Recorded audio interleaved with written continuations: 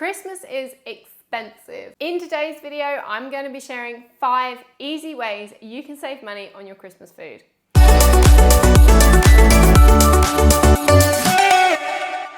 Now, you don't need to be buying pre-prepared food for cooking to be easy on Christmas Day. Now, I agree that convenience does certainly have its place, but I was pretty floored when I saw the prices of some pre-prepared versions of foods that would honestly cost you a fraction of the cost to make. And enjoying a home-cooked Christmas dinner doesn't mean your only option is to spend all of Christmas Eve or Christmas morning in the kitchen, because I don't know about you, but I don't want to be spending that time in the kitchen either. I've got 2 young kids. So what foods can you prep ahead? Now, the good news is that you can prepare and freeze pretty much every aspect of your Christmas dinner in advance, from starters to even puddings. I froze a cheesecake, for example, but as well as the Christmas dinner favorites like pigs in blankets, roast potatoes, carrots and parsnips, red cabbage, gravy, just to name a few.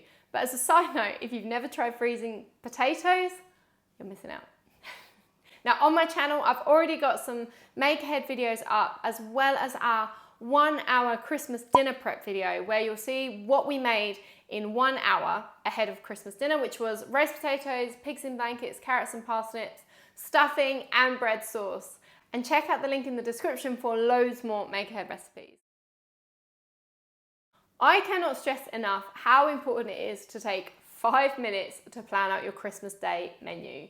Now, planning a menu doesn't mean you need to be extravagant. In fact, quite the opposite. Having your Christmas Day menu planned out will help you work out exactly what you need so that you don't overorder. I don't know about you, but my eyes are definitely bigger than my belly on most occasions. But by planning your menu, you'll soon get a feeling for whether you need everything you're intending to make or serve, as well as allowing you to work out roughly how much of each dish you need per person. Again, helping to make sure you aren't over ordering.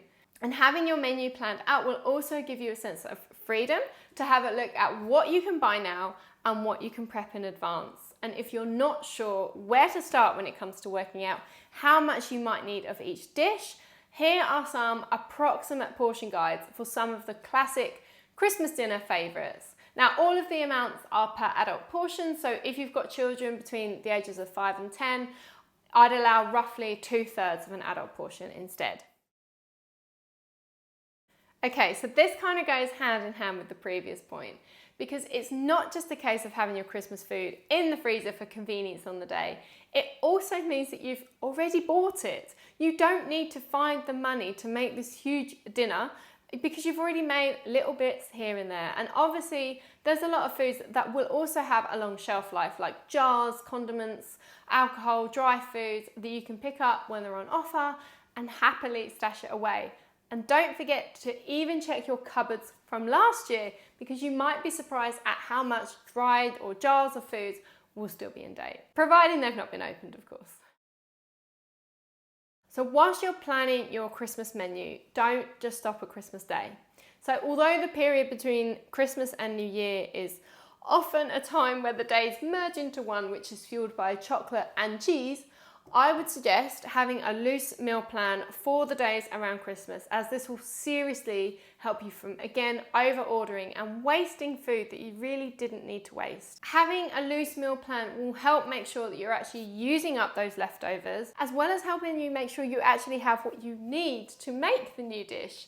For example, it's all well and good saying, I'm gonna make a turkey and ham and leek pie with your leftover turkey. But if you've got no ham, pastry, or even leeks, for example, you're not going to be able to make that turkey, ham and leek pie. And last but certainly not least, know what leftovers you can use. And that's where I come in. I will be doing a separate video where I talk all about Christmas leftovers and all the different foods you can freeze. So make sure you subscribe to my channel for that. But there are so many uses for your Christmas leftovers.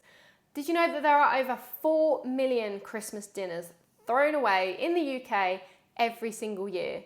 It's no wonder Christmas is the time for most food waste, and it's not just bad for the environment, but food is expensive. So Here's a quick rule of thumb guidance when it comes to using up your Christmas leftovers. So you want to make sure you cool food quickly. Christmas Day is busy, but when you're done eating, don't forget to go back into the kitchen, pop anything that's left over that's had now a chance to cool down into the fridge. You don't need to decide what you're doing with those leftovers on Christmas Day. Just pop them into a Tupperware and in the fridge. Use or freeze your leftovers within 3 days. You can have them hot or cold, just don't put them in the middle. So when it comes to leftovers, either eat them cold straight from the fridge, like in a sandwich, or reheat until piping hot.